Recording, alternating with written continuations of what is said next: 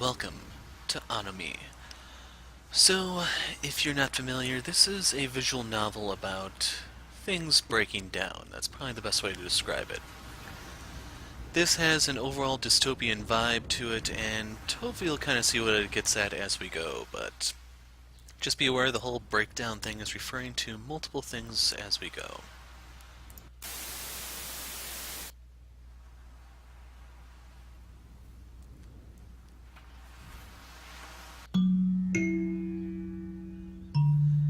Some would call this a dystopia.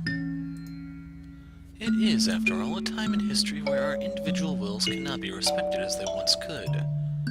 We are, after all, on the brink of becoming a dying breed. That's what they say, at least. Regardless of the credibility of their statements, I am afraid to admit it being a possibility, especially to myself. To those close to me, I jest to make fun of the situation, as if there's nothing serious about it. It's easier than facing the fact that it might indeed be true, and that it might indeed be something to worry about. At the very least, I feel it's my responsibility to make sure their spirits stay up. But deep down, of course, I know it's just an excuse. It's all just a big facade. They don't need to know that, though. The recent years have been rough for us, both for my family and otherwise. The figurative bubble of space every member of society was once able to freely move around in has shrunk, and I say this with confidence. It's real, that much I know. For a good while now, the bubble's been closing in on us from all possible angles. The effects of both an oppressed and self-oppressed population can be seen everywhere in my day-to-day life. Sociologist Emil Durkheim once spoke of the condition of anomie. Simply put, anomie is when you're at a loss as to what to do. In my, and the population of my country's case, in life. You don't understand, and know nothing about, how you and we fit into history. All this as a result of lacking a shared set of norms that maintain a bond between us. You lack roots that make you truly feel at home in society. You feel lost and alone. Without those aforementioned roots, you're a mere rootless plant. No firm rooting equals no nutrition.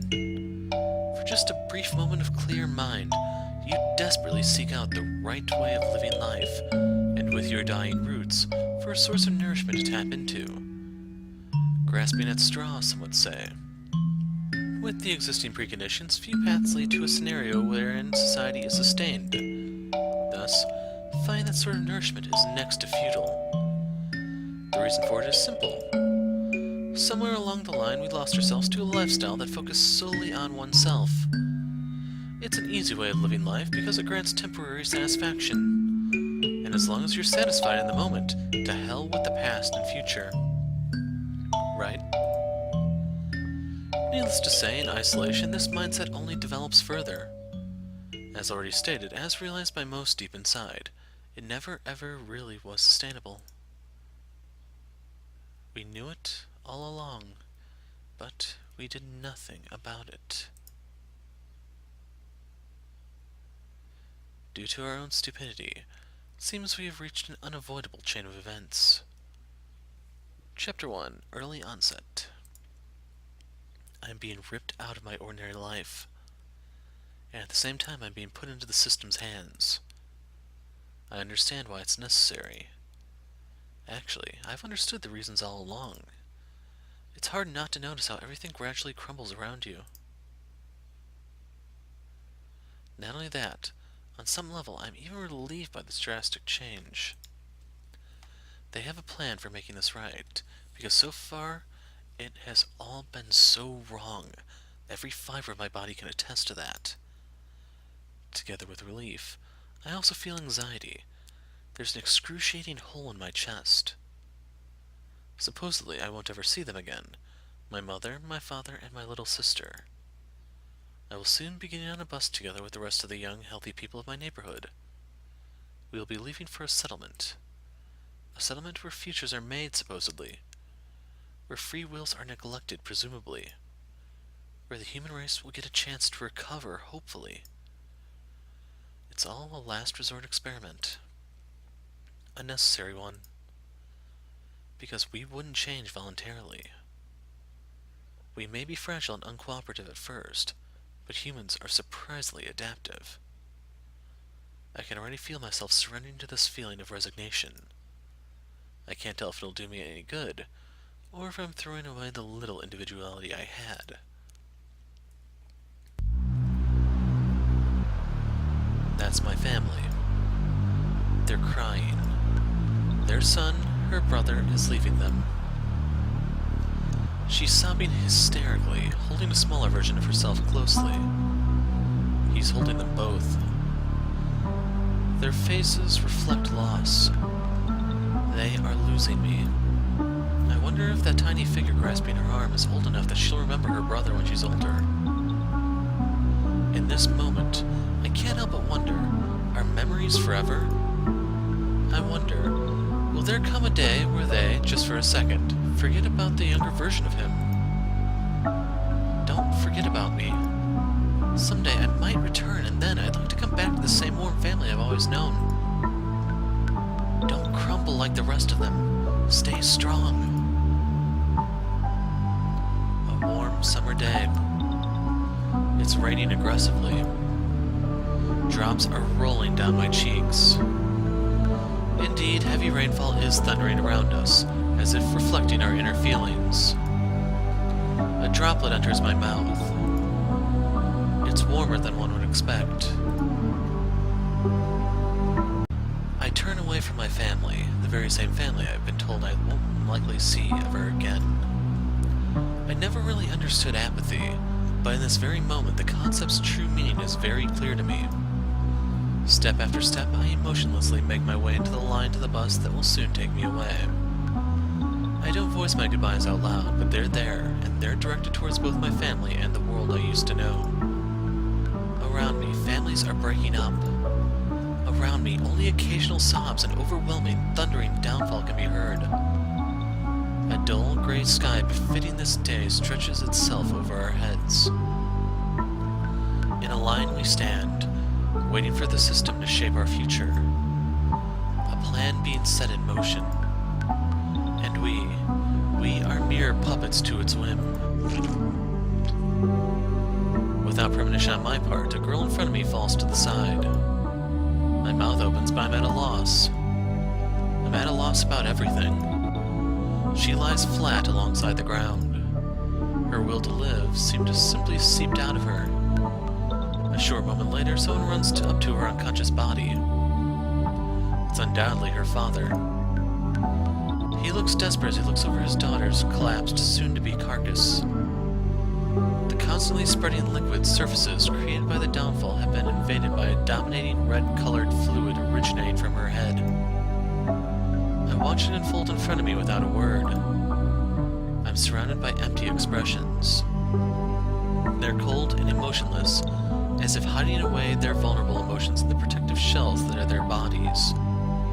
The man sobbing soon shifts into a wailing that only a tortured soul can produce. I shift my head slightly so as to not get any more water in my ear.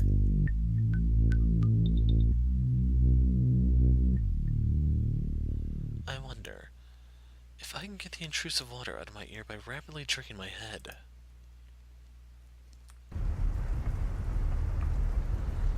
The inside, contrary to the outside just now, is actually rather cozy. I feel a calm coming over my entire body as I sit down, much as if I was just released from a lifelong lecture. The rain is pattering against the bus in a comforting manner. How soothing. The girl who just died was only one life. I'm sure it's in that manner that most people on the bus are consoling themselves. Though I actually doubt she's even on their minds. And if I am, in fact, right in my assumption, the egoistic way of living we've all been plagued with this far has once again shown its wretched face. We're all losing our lives, isn't that right? Let me summarize the reason for this whole ordeal. They say we're dying. The human race. Why? Largely due to social disinterest and isolation, whether it be voluntary or involuntarily. It has influenced every aspect of our lives, and the consequences have proven to be devastating. Because of these issues that can no longer be ignored, measures have to be taken. Or so they say, at least. Our complete set of surroundings will be reset as to how they once were, as it's believed to be a step in the right direction. What once worked perfectly will be put into motion once again. Forcibly. As the younger generation, we're at our physical peak. We can have children. Everyone who's been ordered to make this journey can. Prospects are looking good for us, both from a physical and biological standpoint. Psychologically, though, I suppose that's the part that'll be forcing us to rework. Our future children will make humanity survive yet another generation, they say. Most of us will likely have children there at some point. That's what they've told us. That's all they've told us. I look around. It feels odd to think about, but perhaps my future partner is on this bus. It'd be rather unlikely, though. We're just one selected city out of many, and they were all cities chosen due to their living situation being particularly bad. I'd like that, though. I don't really mind who she is. The fact that we'd have something so intimate in common as our origin would be good enough for me. That's how I feel now, anyway. I feel strangely sentimental as these thoughts surface in my head. I guess that in times like these, you really do hold what you have close. No, scratch that. Used to have. Starting now, I'll be filing those fragmented memories under past.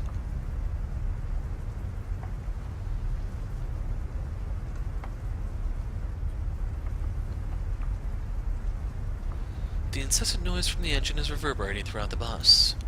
Aside from that, my peers are keeping quiet. There's the occasional sobbing from a girl in front of me, but ever since she realized that her stopping attracted attention, she's been mostly quiet. I inhale this bus's stale, dusty air. I feel my lungs protest. There's something that has been bothering me in particular, though, stemming from what can only be described as an unfixed, jumbled train of thought, something I've been experiencing since I got on this bus. Namely, how there's no way to keep track of time in here. For a while now, I've sensed how my ability to judge time has diminished. Has it been 1 hour? 2? 5? Well, it's not like I know where we're going, so does it really matter? There's no water on this bus, though. No water, no food, no toilet. So surely it can't be too far. Surely.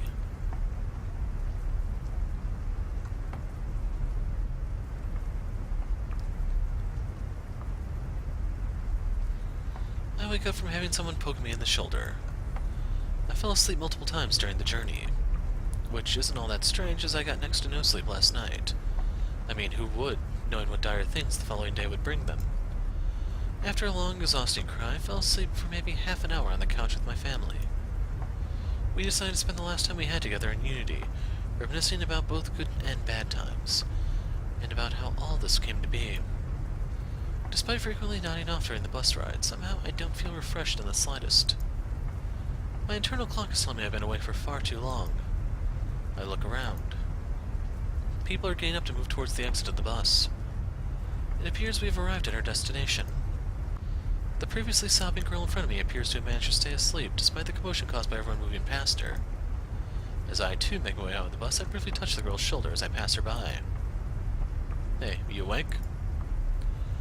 Her eyes spring open in a panic.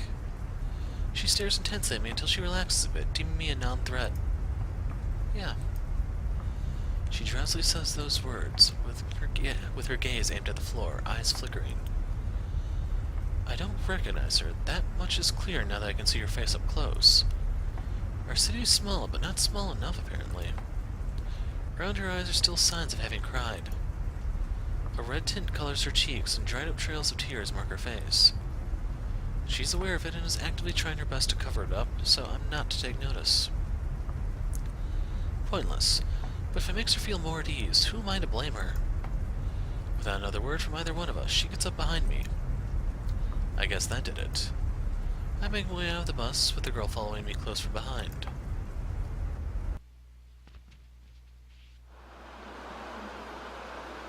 Once we've made our way out of the bus, a newly formed line of people comes into view. We're quickly ushered into it from behind, by what I can only assume to be agents of sorts. I briefly try to give the girl from just now a glance, but she's already part of the mass. I focus on the scene in front of us. A massive, important-looking man stands before us.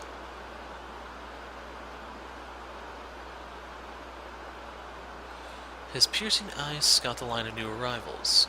In other words, us. The rain's drenching us, and him too. However, his gaze is completely unfazed, as if there's nothing that could ever break his concentration. With an unrivaled posture and a booming voice, he begins to speak. Hello, arrivals. Welcome to your new home. I hope the bus ride here was tolerable. I think back on the many times I briefly fell asleep on the bus and find myself noticing an incessant throbbing originating from my head. I almost stagger upon this realization. I grab my head in hopes of delaying the side effects of the substantial exhaustion I'm experiencing. I am the lead conductor of this operation, Daniel. Daniel. There's something about his manners that seem off to me. If I were to describe them, I'd say that they feel militant. On second thought, a quick assessment of the situation would certainly lead one to believe the military to be involved. I'm not sure why I didn't realize it sooner, but everything about this tells of a military operation. As far as the eye can see, there isn't a single civilian-looking person aside from the other arrivals. On this base, there will be exactly 288 male inhabitants. This means that in addition to that, there will also be exactly 288 female inhabitants living here as well. An absolute balance in gender frequency has been intentionally established, as it's believed to match the optimal condition for achieving our goals. The rules are simple, and something hardly worth mentioning is that all staff are prohibited from establishing romantic relationships with any of the inhabitants, and are thus excluded from the statistics. So there are actually staff behind the scenes. I suppose leaving us uncontrolled could easily lead to uproars of various forms. I'm sure you're all tired from the bus trip, so you'll be escorted to your rooms shortly. Tired is an understatement. Tomorrow, once you've prepared yourselves for a day of introductions, make your way back here no later than 12. 12 means nothing if you don't have a watch, which I don't, nor do I think anyone else does. We had to give up all our personal belongings before stepping onto the bus. The exception would be our clothes, but they were sent here in advance. The papers I first got said something about that they would be looked through so as not to be a way of smuggling things. It's merely a guess, but I suppose there's a clock in each of our rooms. There are 12 individual buildings here. Each building consists of 4 floors. Floor 1 and 3 of each building are designated for men, 2 and 4 are designated for women. Furthermore, each floor holds 12 individuals. That's a total of 48 individuals per building and 576 individuals across all complexes. You are the 5th batch of inhabitants to arrive. That means some have already arrived and are settled in already, and that some will arrive here tomorrow and on the day after that. Behind me is a bulletin board. There are lists attached to it with your individual name, date of birth, along with a building number, followed by a floor and room number. After a quick rundown of the situation, the man named Daniel rounds off his brief speech. For now, relax and make yourselves at home in your individual rooms. If you fail to appear back here at 12 tomorrow, we will take upon ourselves the liberty of entering your room. And lastly, know your place. Stay out of matters that do not concern you. That's it for now. Dismissed. Daniel steps away, and we're instantly being ushered towards the bulletin board. The sound of our boots crunching on the gravel-laid ground resonates around us. Not a single word has been uttered by most of us yet. Not once since we got on the bus. We got directed and escorted to our buildings and onto our appointed floors. I stumble into my room. I quickly seek out its every nook and cranny and map it out in my head. More specifically, I take mental notes of its exits and other notable features. At this point, I'm about to reach my limit of the amount of time I can stay awake without experiencing severe side effects, so getting some sleep should be my next goal. Priority 1, scouting out the room, has been completed. It's an ordinary, unremarkable room without any kind of luxuries. One could say the small room reflects the bare minimum in terms of what a human needs to survive. Potable water, a toilet, and a place to sleep. There even seems to be a tiny cooler in the corner of the room, so there are actually perishables to be stored. I guess that's at least something resembling a luxury. as if a wish had been granted. Next to the bed, an embedded clock that's hardly noticeable in the dark glows faintly. I move over to the bed and lay down. Instantly, my head starts spinning. My legs rejoice in bliss, and I can feel my consciousness drift off. There's nothing quite like getting to relax after an exhausting day. I must have made a great deal of noise, because in that moment I hear a confused voice. Hello? I instantly open my eyes that had closed at some point. From somewhere in the room, a female voice just rang out. Without getting up, I reply hesitantly. Hello. Oh, so I did hear someone. Yeah, I suppose you did. I let these words out in slight bewilderment. It's this pipe thing in the wall, in case you didn't know. I look to the side behind me and vaguely make out a slightly submerged ventilation-esque opening in the wall. I must have missed it earlier due to it being somewhat dark in here. It's just discreet enough size-wise and otherwise for the shadows of the room to cover it up. I see. I reply curtly to imply I've taken notice of the opening of the wall. I don't understand why it's there. An open pipe in the wall doesn't have many uses beside ventilation, so I imagine they forgot to cover it up before they brought us here. And that's repeating that. I express my suspicions and await the girl's reply. I suppose? Though, it doesn't seem quite odd for them to forget to cover it up. Had my room been an isolated case, maybe I wouldn't have given it another thought, but you see, hers is open too, is it not? A couple of seconds pass in quiet. Do you think they're listening in? She's sharp. In my sleep-deprived state, I had forgotten to even consider that. Who knows? Either way, I have nothing to hide. For now, I think to myself. I don't like the idea of anyone listening in on me, though. She's right. I don't like the prospect either. But that's all it really is at this point, a prospect. Why would our rooms be connected in this manner if their only purpose was to listen in on us? And why would it have been made so obvious? Sure, the hole wasn't discernible at first glance, but there's no mistaking it, it's there at this point. Yeah, I suppose you're right. Maybe it really just is a case of them forgetting to cover the two exits up. She sounds relieved, and I subconsciously relax a little too. Hey. She starts up, but goes quiet as if she changed her mind. I'm curious about what she was going to say. What? What floor are you on? What floor am I on? Yeah. I believe I'm on the 3rd floor. Oh, I'm on the 4th. We both return to silence. 4th, huh? It's not really a surprise. It's one of the girls' floors after all. The one above ours, to be specific. Yet some more time passes, and my drowsiness returns to me.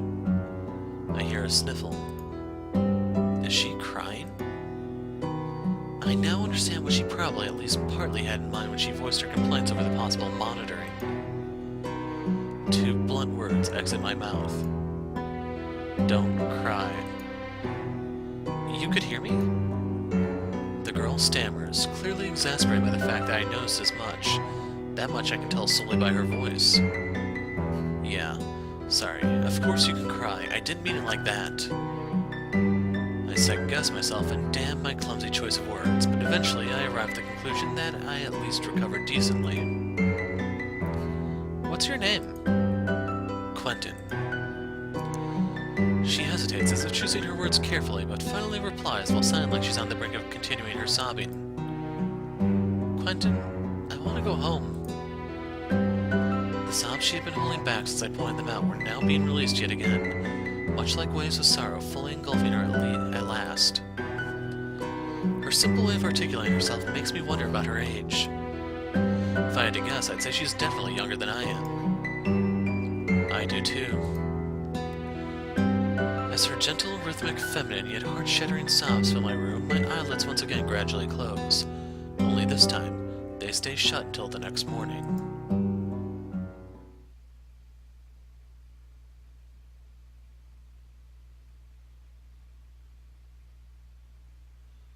I wake up and open the curtains.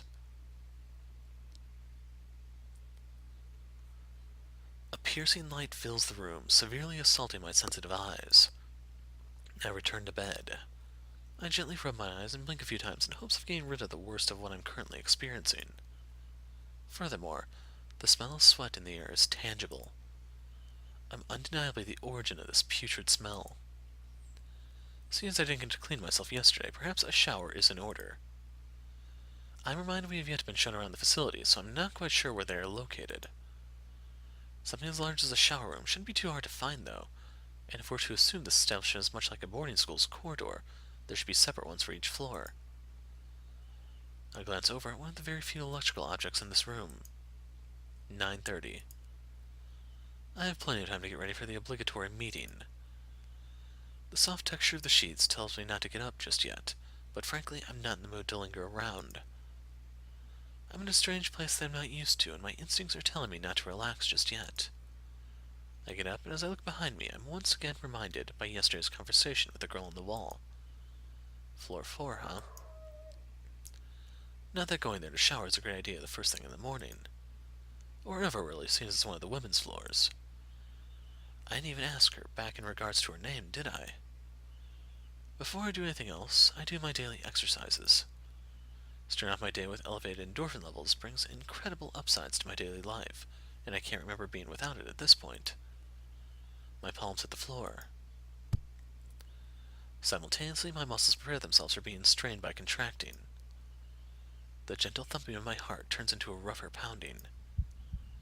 Warm blood rushes through my veins faster than before, and sweat starts finding its way on my body. After a few sets, I stand back up at last. My body feels solid, flexible, and strong. I take in another look at the room with a newfound lucidity. It's very apparent how bare bones the room is now that I see it in broad daylight. Not a single flat area in the room is used for storing objects. They're all empty. I move over to the window and look out over the courtyard. Bare bones. Artificial. Silent. I don't think I could imagine a less inviting place if I tried to. Without the sun smiling as it always does whenever it blesses us with its presence, this surely would have been a hellish place. Something catches my interest, though. It's a single figure moving at a leisurely pace alongside a building. It's a man as far as I can tell, and the first word that comes to mind is janitor. I suppose that's one or more of them as well, in case something goes wrong that we can't handle ourselves. Seems like an odd time to wander the grounds, though. I turn around, make my way to my front door, but before heading out, I make sure to visit my bathroom. To me, who's been in several boarding schools over the years, this isn't that different. Hardly any adjustments will have to be made on my part. I imagine it's not as easy for those who have lived their whole lives in their parents' house, though. In fact, I recall my first night at boarding school, when I was younger, and the daunting feelings I experienced back then. Quite terrifying it was. I shake off these distracting thoughts, put on my shoes, and head out the door to find floor 3's shower room.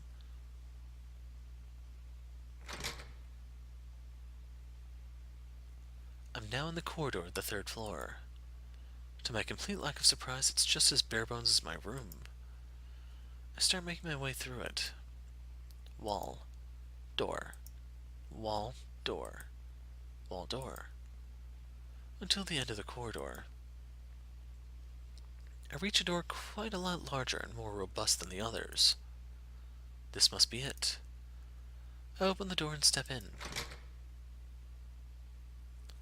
I don't know what I expected, but it's just like any other shower room. An empty one. Not feeling in the mood for a long shower, I quickly wrap this up and return to my room.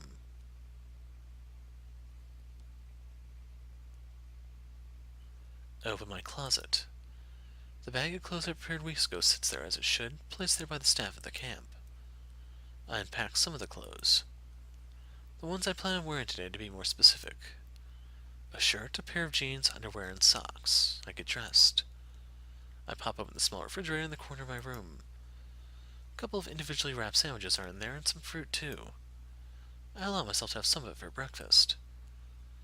Once having finished my self-rationed breakfast for today, I glance over at the clock. It's a bit past 10 now. That means I have roughly 2 hours to spare. I think some exploration is in order. For the second time today, I make my way out of my room and out into the corridor.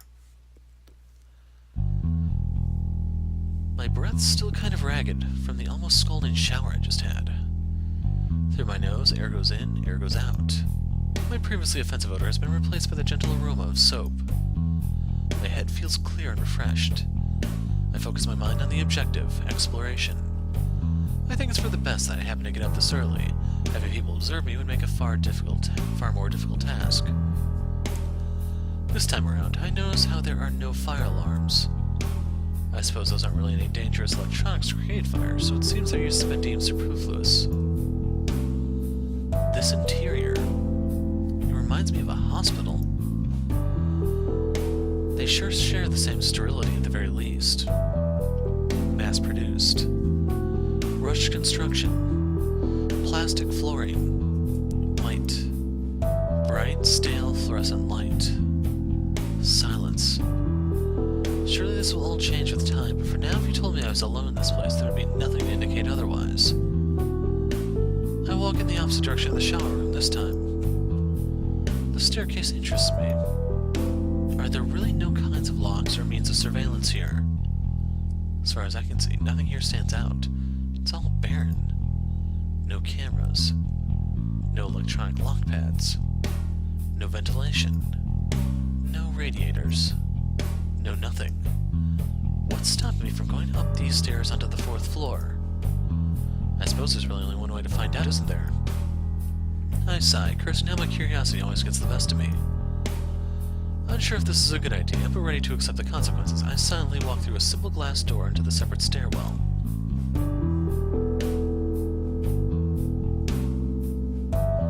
As expected, it was unlocked. My steps echo throughout the stairwell, an indicator of its sterility. I try to keep it down, but it's proving to be difficult. Step after step, I take myself towards the top end of the stairs. I reach the glass door leading to the 4th floor's corridor. It appears to be just as empty as the 3rd floor's. Without warning, something firmly knocks me on my right shoulder. Instinctively, I distance myself from whatever's behind me and turn around in one motion.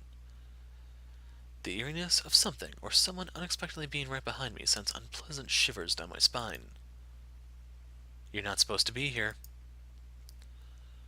Those words are uttered without hesitation and with utmost clarity. Behind me, well, in front of me at this point, is a girl. I feel as if she's staring straight into my soul. She carries an impressive demeanor and her eyes are icy. Nor are you. I manage to spit out a half-baked retort in exasperation. She looks at me with her intense blue eyes like I'm the most stupid piece of meat she's ever had the unpleasure of laying eyes upon. She sighs. I stare dumbfoundedly at her for a fair amount of time, which surely isn't helping my case and possibly proving her assumption wrong. I guess this is her floor. Leave. If I see you return, I'll tell everyone I saw you here. She walks past me, who's sadly locked in a dumbfounded state, unable to even get close to uttering a single intelligent word. Idiot. She mutters these harsh words under her breath, uncaring for whether or not I hear her. Yeah, I heard her all right. And I'm inclined to share the notion at this point. She walks into the corridor, but turns around in my direction once again. Well, what are you waiting for? Off you go. She sighs loudly once again and looks at me with a magnitude of pity no one should ever have to experience. Well, shit. I regret my berth and make my way back to my room.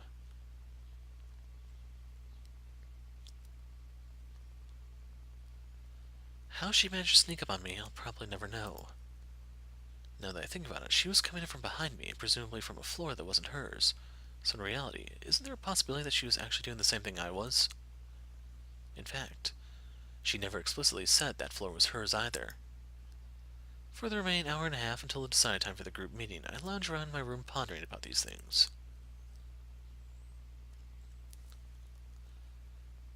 Chapter 2. In solitude, the human is beneficial to none.